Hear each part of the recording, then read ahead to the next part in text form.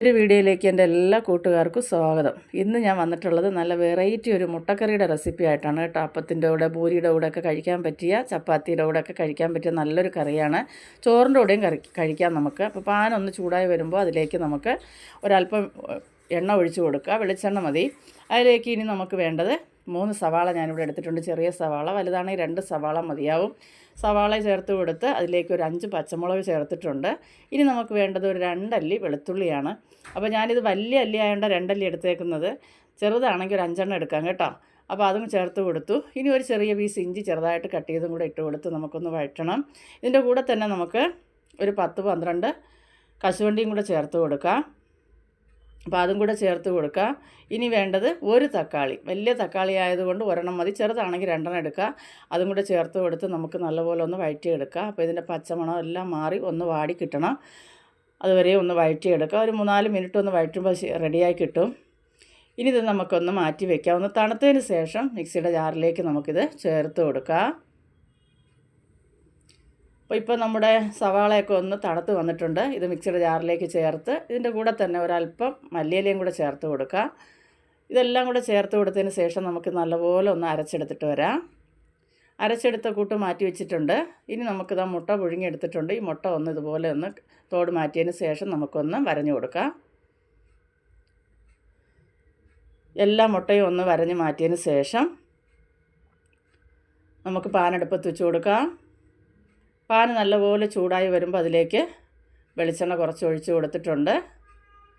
ഇനി ഇതിലേക്ക് ഫ്ലെയിം കുറച്ച് വെച്ചിട്ട് വേണം ചെയ്യാൻ. ഒരല്പം മഞ്ഞൾപ്പൊടി, 1/2 ടീസ്പൂൺ മുളക് പൊടി, ഒരല്പം ഉപ്പും കൂടെ ചേർത്ത് കൊടുത്ത് നമുക്കിതൊന്ന് വഴറ്റിയെടുക്കാം. അപ്പോൾ ഇതിൻ്റെ പച്ചമണം മാറുന്നത് വരെ ഒന്ന് വഴറ്റിയെടുക്കാം. ഫ്ലെയിം വളരെ കുറച്ച് വെച്ച് പാനിൻ്റെ ചൂട് തന്നെ മതിയാവും കേട്ടോ.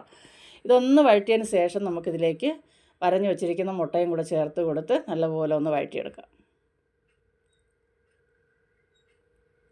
അപ്പോൾ ഈ എണ്ണയിൽ ഒരു 2 മിനിറ്റോളം നമുക്ക് ഈ മുട്ട ഒന്ന് 2-3 മിനിറ്റോളം ഒന്ന് വഴറ്റിയെടുത്താൽ മുട്ട റെഡിയാവും.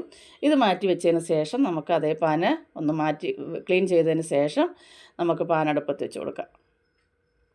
അപ്പോൾ പാൻ ഒന്ന് ചൂടായി വരുമ്പോൾ നമുക്കതിലേക്ക് ഓയിൽ ഒഴിച്ച് കൊടുക്കാം. വെളിച്ചെണ്ണയിലാണ് ഞാൻ ചെയ്യുന്നത്.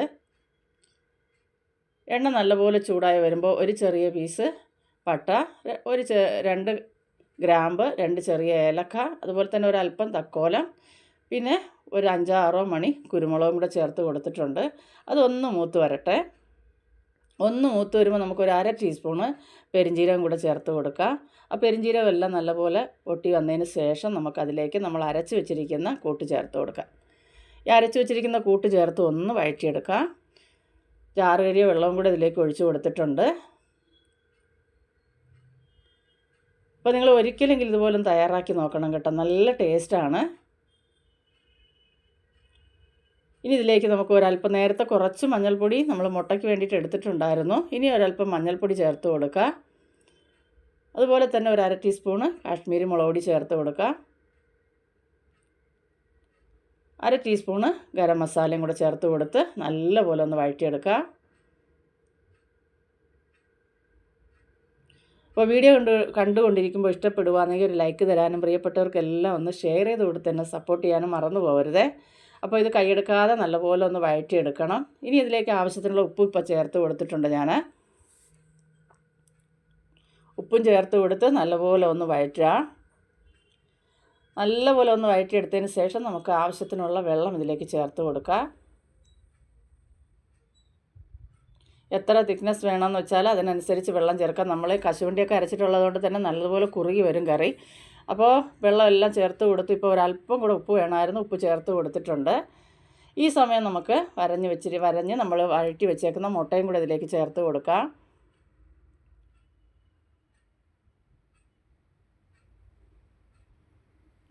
എല്ലാം ചേർത്ത് കൊടുത്ത് നല്ലപോലെ ഒന്ന് മിക്സാക്കി നല്ലപോലെ ഒന്ന് തിളച്ച് വരുമ്പോൾ നമുക്കിതിലേക്ക് ഞാനിതാ കുറച്ച് കസ്തൂരി മേത്തി വേറൊരു പാനിലിട്ട് നല്ലപോലെ വറുത്തെടുത്തിട്ടുണ്ടായിരുന്നു. അതൊന്ന് നമുക്കിത് കൈകൊണ്ട് തന്നെ ഒന്ന് പൊടിച്ചിട്ട് കൊടുക്കാം. നല്ല ടേസ്റ്റായിട്ടോ. ഇതുപോലെ നിങ്ങൾ ഒരിക്കലെങ്കിലും ഒന്ന് തയ്യാറാക്കി നോക്കണം. അടിപൊളിയാണ്. അപ്പോൾ നിങ്ങൾ ആദ്യമായിട്ട് ഈ ചാനൽ കാണുന്നവരാണെങ്കിൽ ചാനലൊന്ന് സബ്സ്ക്രൈബ് ചെയ്ത് തൊട്ടടുത്തുള്ള ബെൽ ബട്ടൺ കൂടി ഒന്ന് അമർത്തി ഓൾ എന്നുള്ള ഓപ്ഷൻ കൂടി ഒന്ന് എനേബിൾ ചെയ്താൽ ഞാനിടുന്നതായ എല്ലാ വീഡിയോയുടെ നോട്ടിഫിക്കേഷന് അതാത് സമയം നിങ്ങൾക്ക് ലഭിക്കുന്നതായിരിക്കും.